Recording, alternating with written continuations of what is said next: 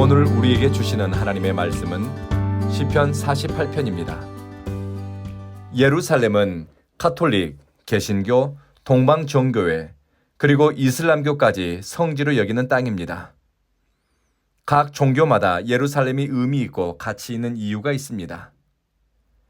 이슬람교는 예언자 무함마드가 예루살렘에서 승천했다고 믿습니다.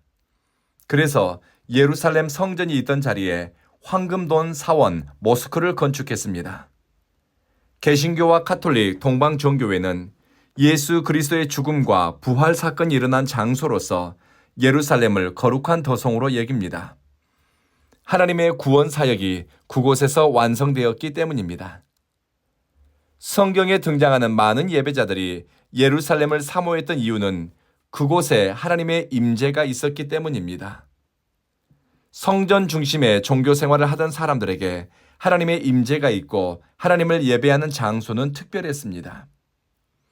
오늘 시편을 쓴 시인은 하나님의 성전이 있는 예루살렘은 대적들이 무너뜨릴 수 없는 곳이라고 고백합니다. 대적들이 침략해 왔다가도 거룩한 시온산을 보고 넋을 잃고 혼비백산에 도망쳤다고 적었습니다. 그런데 역사적으로 예루살렘은 셀 수 없을 정도로 많은 침략을 당했습니다. 성벽은 무너지고 성전은 약탈당하고 수많은 사람들이 예루살렘 성 안에서 살해당했습니다. 예루살렘은 이스라엘 민족의 순환의 역사와 궤를 같이 하고 있습니다. 시편 48편은 주전 6세기 히스기야 왕 시대에 아수르 왕 사네립의 예루살렘 침략과 관련이 있습니다. 18만 5천 명의 아수르 군대가 여러 도시들을 함락하고 예루살렘을 포위했습니다. 예루살렘이 함락되는 것은 시간 문제였습니다. 살아날 길이 보이지 않을 때 히스기야 왕은 하나님께 나아가 이렇게 기도합니다. 주님만이 모든 나라를 다스리는 오직 한 분 하나님이십니다. 하늘과 땅을 만드신 분이십니다. 주님, 귀를 기울여 들으시고 주님, 눈여겨보아 주십시오. 하나님은 통곡하며 부르짖는 눈물의 기도에 응답하시고 예루살렘과 민족을 구원해 냈습니다. 민족의 위기는 하나님 앞에 마음을 겸비해 부르짖는 지도자가 없는 것이 위기이고 하나님을 경외하는 뜻이 없는 지도자가 권력을 가졌을 때가 위기입니다.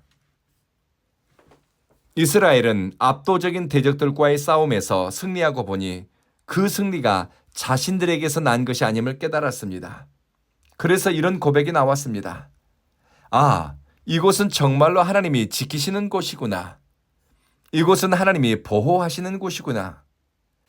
하나님의 구원을 경험한 사람은 하나님의 사랑을 되새기고 그 사랑에 대한 반응이 찬송으로 예배로 드러납니다. 대적에게서 구원받은 예루살렘을 바라보면 하나님의 임재가 느껴지고 하나님 앞에 낮아지고 더욱 겸손하고 가난한 심령으로 나가고 싶은 마음이 들어옵니다. 예루살렘 성에 들어갈 때, 예루살렘 성전을 향해 나아갈 때 교만하거나 오만하게 들어갈 수 없지요. 겸손하고 낮은 마음으로 하나님 앞에 두렵고 떨리는 마음으로 나아갑니다.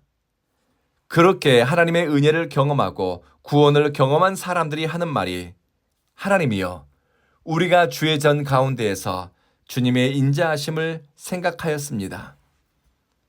오늘날 우리에게 신앙적 의미와 가치를 더하고 하나님과 친밀한 사귐이 일어나는 장소가 영적 예루살렘이라고 할 수 있습니다. 하나님의 임재가 있는 장소이고 하나님의 성령이 내 마음을 감동시키는 장소입니다. 시편 48편을 기록한 시인의 관점으로 보자면 이곳 온 교회가 하나님의 은혜를 경험하고 예배자로 나아가는 곳입니다. 하나님의 선하심과 인자하심을 간절히 기다리고 또 주님께 마음을 모을 수 있는 장소, 하나님의 구원과 베푸신 은혜에 감격해 사랑을 고백하고 예배로 응답할 수 있는 장소, 애통하는 마음으로 죄를 자복하고 하나님에 대한 열망으로 말씀을 듣고 신앙의 진보가 일어나는 장소. 우리에게 온 교회는 영적 구심점이요 하나님의 한결같은 사랑 안에 머물도록 붙잡아주는 영적 방파제요 신앙의 진보가 일어나는 장소입니다. 저는 우리 온 교회의 시작과 과정, 그리고 지금 우리의 모습을 바라보면서 모든 것이 하나님의 은혜였구나 하는 생각만 듭니다. 이곳에서 만나는 여러분, 성도 한 사람 한 사람이 하나님이 보내주신 예배자요, 선물 같은 인연이라는 생각에 감사 또 감사하게 됩니다. 이곳에서 예배드리는 성도들의 얼굴을 떠올리면 복을 비는 마음이 가득하고 여러분을 위한 축복의 말이 계속해서 나옵니다. 저는 우리 온 교회는 영과 진리로 예배하는 것을 기뻐하고 열망하는 사람들의 교회가 되었으면 좋겠습니다.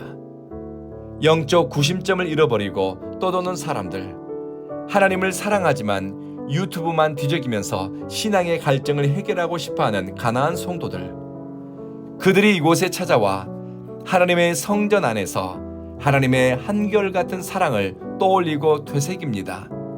이렇게 고백하고 신앙의 회복이 일어나는 장소가 되었으면 합니다. 오늘 우리가 사용할 기도 언어는 영원하신 주님이 영원히 우리를 인도하신다.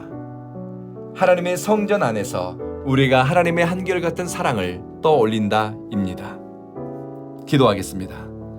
자비하신 주님, 산불로 삶의 터전을 잃은 사람들을 불쌍히 여기소서. 큰 재난 앞에서 애통하는 이 민족을 불쌍히 여기시어 큰 비를 내려주십시오. 산불 진압에 동원된 소방대원 군인들에게 힘을 주시고 그들의 안전을 지켜주십시오.